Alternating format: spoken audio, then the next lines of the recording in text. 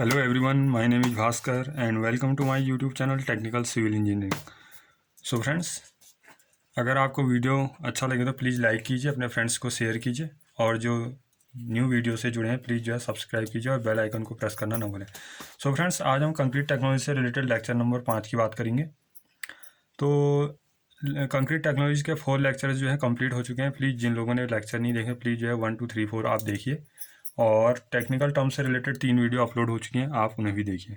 उसके बाद हम कंक्रीट टेक्नोलॉजी को आने वाले जो है 2 लेक्चर में पूरा करके उसके बाद जो है बिल्डिंग मटेरियल जो भी अपकमिंग लेक्चर होंगे, फिर बिल्डिंग मटेरियल और आरसीसी के लेक्चर जो है आएंगे।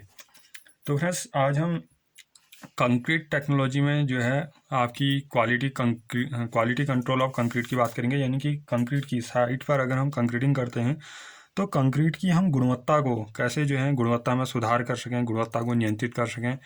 तो क्वालिटी कंट्रोल ऑफ कंक्रीट, तो इसमें सबसे पहला है आपका पॉइंट कि the measurement of materials for making concrete is known as. यानी कि कंक्रीट बनाने के लिए साइट पर हम जो भी मटेरियल्स का मेजरमेंट करते हैं कि हमारा बाइंडिंग एग्रीगेट इतनी क्वांटिटी में रहेगा, फाइन एग्रीगेट इतना रहेगा, कोर्स एग्रीगेट इतना रहेगा। अगर मैं आपसे कहूँ कि मुझे M20 ग्रेड की कंक्रीट तैयार करनी है तो उसमें आपका क्या रहेगा कि एक पार्ट आपका बाइंडिंग मटेरियल सीमेंट रहेगा, 1.5 पार्ट आपका जो है फाइन सैंड रहेगा और 3 पार्ट आपका जो है कोर्स एग्रीगेट रहेगा, 1 1.5 3 इस तरीके से रेशियो रहेगा। तो the measurement of materials for making concrete is known as. Concrete बनाने के लिए जो मटेरियल्स का मेजरमेंट होता है वह आपका जो है बैचिंग कहलाता है। ये बार बार एग्जाम्स में पूछे जाते हैं, प्लीज़ जो है इन्हें ध्यान रखें। जो भी न्यू स्टूडेंट्स हैं कृपया इन्हें ध्यान रखें।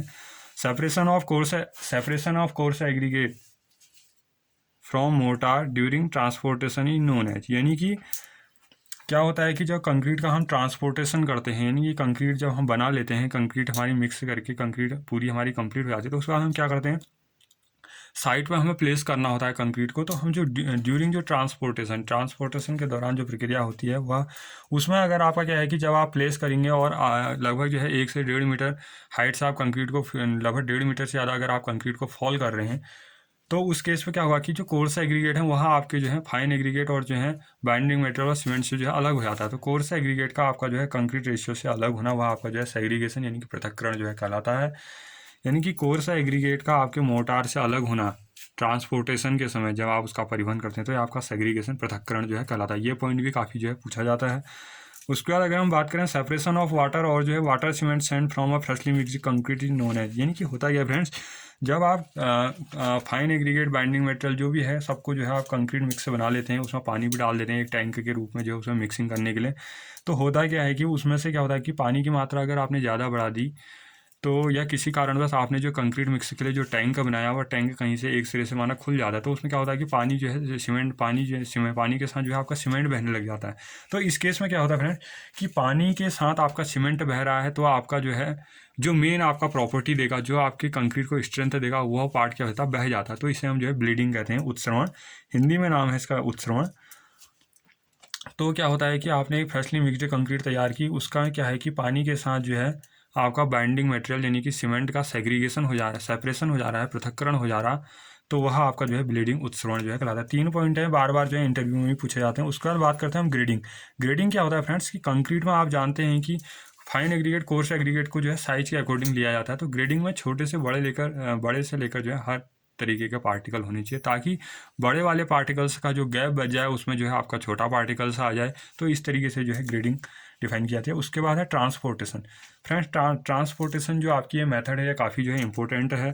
Method of transportation of concrete या कंक्रीटिंग की जो मेथड है ट्रांसपोर्टेशन की वह जो है कई सारी हैं, उनकी बात भी अभी करेंगे।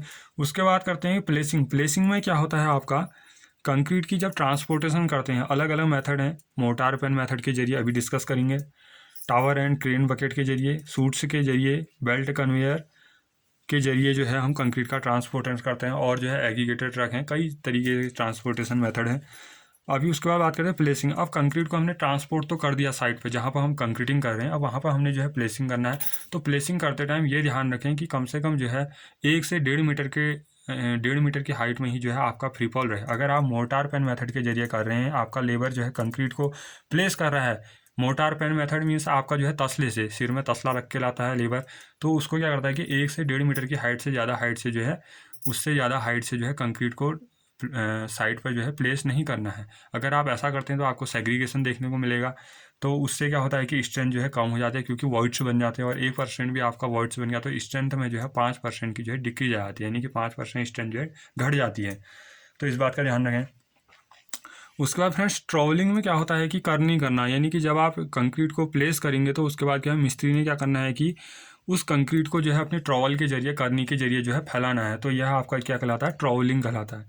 और स्क्रीडिंग, स्क्रीडिंग में क्या होता है कि द ऑपरेशन और प्रोसेस रिमूविंग हॉलोज और humps of uniform concrete surface is known as, यानी कि क्या होता है कि जब आप ट्रॉवल कर लेते हैं कंक्रीट को तो उसके बाद क्या होता है कि हमारी जो भी कंक्रीटिंग होती है उसमें हॉलोज और हम्प्स होते हैं, यानी कि उभार और गड्ढे जो होते हैं उनको जो है एक समान करना है हमें। तो उसके लिए जो ये प्रक्रिया अपनाई जाती है वह आपकी क्या है, स्क्रीडिंग।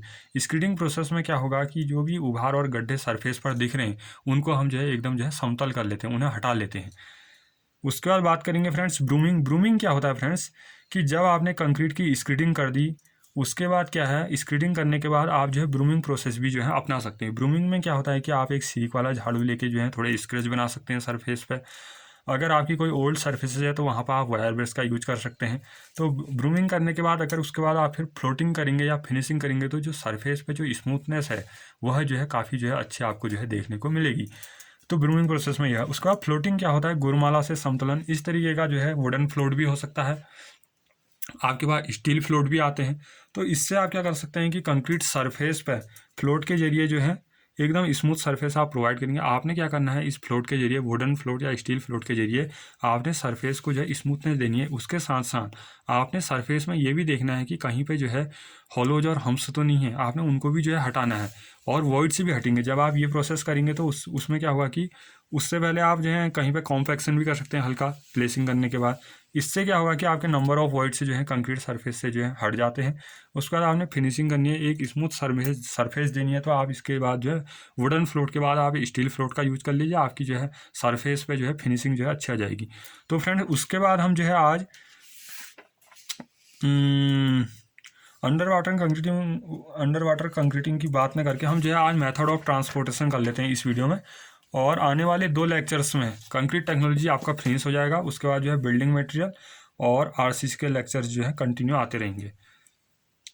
तो फ्रेंड्स मेथड ऑफ ट्रांसपोर्टेशन अगर मैं बात करूं तो ट्रांसपोर्टेशन की जो मेथड है, यानी कि method of transportation of concrete के जो परिवहन की जो विधियाँ हैं आज इनकी बात कर लेते हैं। फ्रेंड्स जैसे क्या है कि सबसे पहला है आपका मोर्टार पेन मेथड, जिसमें जो है श्रमिक अपने सर में जो है तसला लेकर जाता है, किसका मसाला से भरा हुआ, यानी कि मसाले से भरा हुआ तसला जो है, इसमें लेबर क्या होता है अपने सिर में जो है रख के ले जाता है, कहाँ पर प्लेसिंग करने पर, जहाँ पर कंक्रीट की प्लेसिंग करते हैं उस स्थान पर ले जाता है। व्हील बैरो में आपके एक टायर वाला व्हील बैरो भी होता है, डबल टायर वाला भी व्हील बैरो होता है। इसमें क्या होता है कि एक लेबर जो है, श्रमिक जो है, इसको जो है दोनों हाथों से पकड़ के जो है इसको जो है ले जाता है। बगीज में भी ऐसा ही होता है, हैंड कार्ड बकेज होते हैं, हैंड कार्ड जो है बगीज होती हैं, आप जो है हाथ से पकड़ के जो है उसमें कंक्रीटिंग फिल करके उसको जो है साइड पर ले जाते हैं। इसमें भी 1 टायर 2 टायर वाला है, लेकिन ये क्या है कि छोटे कामों के लिए जो है यूज किया जाता है, बड़े कामों के लिए इनका यूज जो है नहीं करता। फ्रेंड उसके बाद जो मोस्ट इंपॉर्टेंट बात करेंगे वो है आपके सूट्स। फ्रेंड्स सूट्स क्या हैं, सूट्स से ध्यान रखिए कि in which places where head loaded is more, ऐसे स्थानों पर, ऐसे स्लोपिंग एरियाज में, पहाड़ी क्षेत्रों पर जहाँ पर हेड लोड ज़्यादा होता है, आपके लिए कंस्ट्रक्शन करना इकोनॉमी नहीं होता है, तो वहाँ पे जो है इस तरीके के सूट्स का जो है इस्तेमाल किया था। अगर वहाँ पे कोई कॉन्ट्रैक्टर जो है कंस्ट्रक्शन का वर्क कर रहा है तो वो भी जो है हेड लोड को देखता है। अगर वो लेबर्स के जरिए हेड लोड को जो है हेड लोड अगर लेबर्स के जरिए ही करवाता है तो उसको जो है इकोनॉमी नहीं बैठता है कंस्ट्रक्शन। तो इसके लिए क्या अपनाता है, इसके लिए क्या अपनाया जाता है फ्रेंड्स, सूट्स के रूप में आप जो है इस तरीके का एक डायग्राम देख रहे हैं यहाँ पर, ये क्या है आपका रोड लेवल है, और यहाँ से जो है आपके इस तरीके से जो है गैल्वेनाइज्ड आयरन के जो है इस तरीके से जो है ट्रेपेजॉइडल शेप में जो है इस तरीके से मोड़ के जो है इन्हें बनाया गया है। ये आपके जो है सूट्स कहलाते हैं। आप इस रोड लेवल से आपको इधर कंस्ट्रक्शन करना है इतने स्लोपी एरियाज में नीचे, तो आपने क्या करना है फ्रेंड्स, अपना जो भी रॉ मटेरियल है, जो भी आपका मटेरियल है, उसको आपने जो है यहीं रोड हेड में जो है उतरवाना है। उसके बाद क्या करना है कि कोर्स एग्रीगेट या आपका फाइन एग्रीगेट या आपका बाइंडिंग मटेरियल कुछ भी है उस मटेरियल को यहाँ डाल दिए, ये जो है स्लाइड करते हुए इस कंस्ट्रक्शन प्लेस पर जो है पहुँच जाएगा। फ्रेंड्स ये है सूट्स, काफ़ी इंपॉर्टेंट क्या था, स्लोपी एरियाज में, हिली एरियाज में ज़्यादा जो है इसका इस्तेमाल किया जाता है। तो इसमें इस तरीके से आपने यहाँ से मटेरियल डाला, उसके बाद जो है इस तरीके से सूट के जरिए जो है कंस्ट्रक्शन प्लेस पर आपका पहुँच जाएगा। हेडरूम इसमें लगभग जो है 0.60 मीटर का, यानी कि 60 सेंटीमीटर का एक जो है हेडरूम जो है रखा था। आप इसमें जो है राउंडेड पाइप का यूज भी कर सकते हैं, गोल जो है सर्कुलर राउंडेड पाइप का यूज भी कर सकते हैं सूट्स बनाने के लिए, और इस तरीके से जिस तरीके से मैंने आपको कास्ट आयरन का दिखा इस तरीके से कर सकते हैं फ्रेंड्स। उसके बाद बात करते हैं बेल्ट कन्वेयर। बेल्ट कन्वेयर में क्या होता है फ्रेंड्स, आप इस तरीके से देखिए एक बेल्ट जा रही है, ये आपका जो है घिरनी टाइप है, इस तरीके से आपकी बेल्ट जा रही है। आपने क्या करना है कि इस प्लेस पर बेल्ट के ऊपर जो है आपने जो भी आपने फ्रेशली कंक्रीट तैयार किया इसके ऊपर डाल दीजिए। कंक्रीट जो है खुद ही जो है स्टेप टू स्टेप जो है स्लाइड होते हुए इधर जो है हेडरूम से होते हुए कंस्ट्रक्शन प्लेस पे जो है पहुंच जाएगी, जहाँ पर आपकी कंक्रीट की जो है आपने प्लेसिंग करनी है।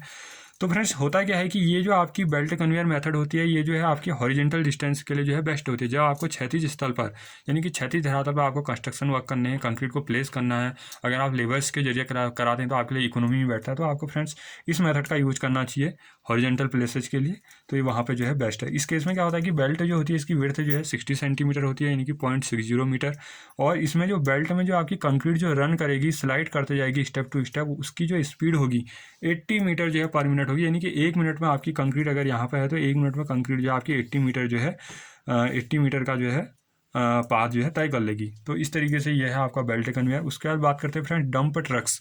डंप ट्रक्स क्या होते हैं, अगर आपको मोर डिस्टेंस आपके पास डिस्टेंस ज़्यादा है तो आपको उस केस में कंक्रीटिंग भी ज़्यादा है, आपको उसको साइट पर प्लेस करना है, ट्रांसपोर्ट करना है, तो आपका जो है ट्रांसपोर्टेशन का जो मीडियम है डंप ट्रक्स ये जो है काफ़ी बेस्ट है।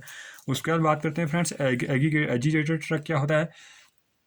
एजिटेटेड ट्रक का यूज भी जो है ऐसी यूज किया जाता है किसके लिए, कंक्रीट के ट्रांसपोर्टेशन के लिए।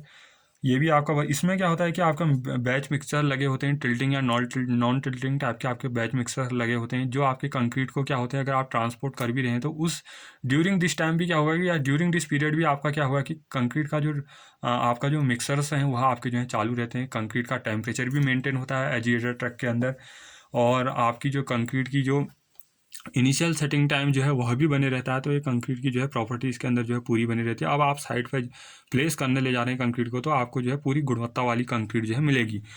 अब इस केस में क्या होगा कि जितने आप जो है मास कंक्रीटिंग वगैरह करेंगे उस केस में आपकी स्लंप वैल्यू ज़्यादा हो जाएगी, यानी कि आप पानी की मात्रा ज़्यादा करेंगे कंक्रीटिंग में, क्योंकि आपको प्लेस करने के लिए जो है सुविधा रहती है मास कंक्रीटिंग के लिए।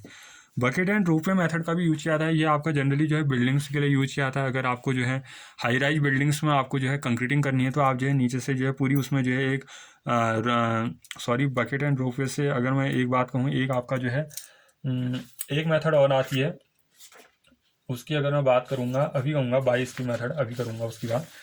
तो फ्रेंड्स बकेट एंड रोपवे में क्या होता है कि जैसे आपके रज्जू मार्ग देखे होंगे आपने जो है टेंडन वायर्स में क्या होते हैं कि आपके रोपवे जो है इधर उधर जो है मोशन करते हैं। तो आपका ये जो है कोई हिली एरियाज हो या कोई वैलीज हो या आपको जो है रिवर कंस्ट्रक्शन करना है पियर्स का जो है, उस केस में क्या होता है कि टेंडन वायर से दोनों सिरों पर बांध दिए जाते हैं अबुटमेंट की तरह, बीच में आपकी टेंडन वायर होंगे और उसके ऊपर आपका रोपवे जो है इधर उधर जो है मोशन करता है। तो ये आपका बकेट एंड रोपवे इस तरीके से होता है, उसमें बकेट टाइप की होगी आपकी जो है टेंडन वायर्स पे जो है मूव करती है। उसके बाद बात करें फ्रेंड्स, इसमें क्या होता है कि वो जो मैं अभी इसकी मेथड की बात कर रहा था वो आपकी जो है अंडर वाटर कंक्रीटिंग की मेथड है। इसमें जो है एक लास्ट मेथड है बाय जो है पंप क्रीटिंग, ये जो है आपका बहुत इंपॉर्टेंट है, या आने वाला जो है न्यू कंस्ट्रक्शन टेक्नोलॉजी यानी कि आने वाले समय के हिसाब से जो है पंप क्रीटिंग जो है बेस्ट मेथड है। इसमें क्या होता है कि स्टोरेज हॉपर का यूज किया जाता है पंप क्रीटिंग में। अब हम बात करेंगे पंप क्रीटिंग। तो फ्रेंड्स इसमें क्या होता है कि पंप क्रीटिंग जो मशीन है इस तरीके की है, यही जो है आपका ट्रांसपोर्ट करता है कंक्रीट को।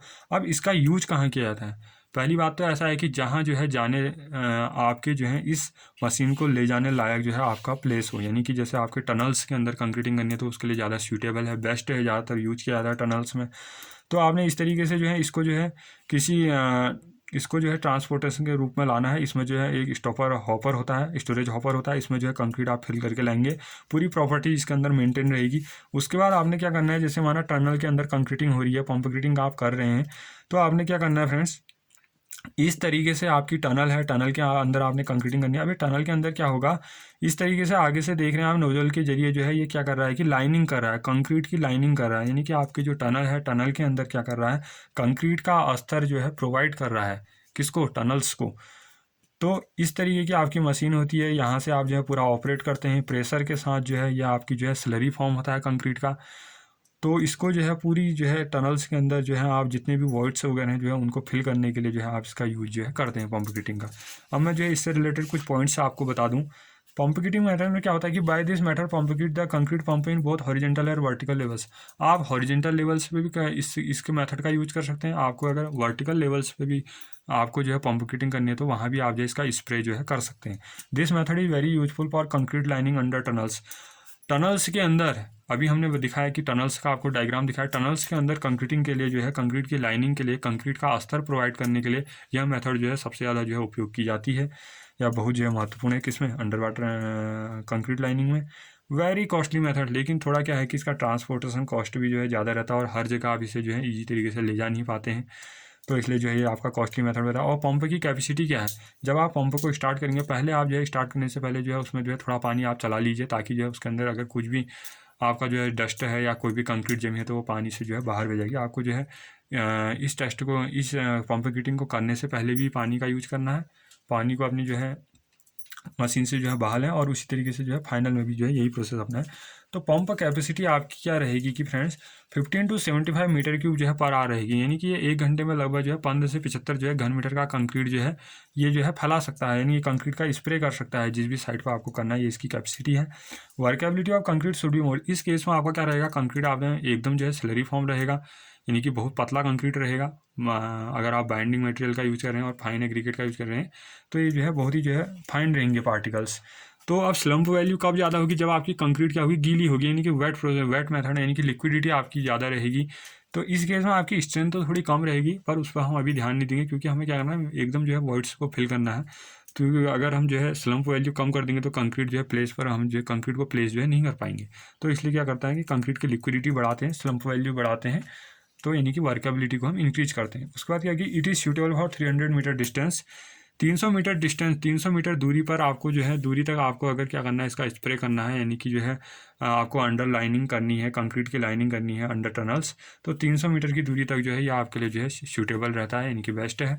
तो फ्रेंड्स आज हमने जो है केवल जो है कुछ जो है आपकी methods of transportation of concrete की बात की, और जो है क्वालिटी कंट्रोल ऑफ जो है कंक्रीट की बात की। तो फ्रेंड्स आने वाले 2 लेक्चर्स में आपकी कंक्रीट टेक्नोलॉजी पूरी हो जाएगी, और उसके बाद जो है बिल्डिंग मटेरियल्स और जो है आरसीसी के लेक्चर्स की बात करेंगे। सो फ्रेंड्स अगर आपको वीडियो अच्छा लगे तो प्लीज़ लाइक कीजिए, अपने फ्रेंड्स को शेयर कीजिए, ताकि जो है उन्हें भी ये बेनिफिशियल नॉलेज मिल जाए। क्योंकि फ्रेंड्स ये आपके, अगर आप जो है एज ए सुपरवाइजर या एज ए टेक्निकल स्टूडेंट्स की बात करें या साइट इंजीनियर की बात करें, आप साइट पर जाते हैं तो आपको जो है नए नए जो कंस्ट्रक्शन टूल्स होते हैं वह भी देखने को मिलते हैं। तो उनके लिए भी मैं एक लेक्चर लाने वाला हूँ, और एक लेक्चर आपका रहेगा ग्राउटिंग, और जो है ग्राउटिंग से रिलेटेड, ग्राउटिंग में आपको दिखा देता हूँ किस तरीके से जो है ग्राउटिंग मेथड हमने यूज करना है।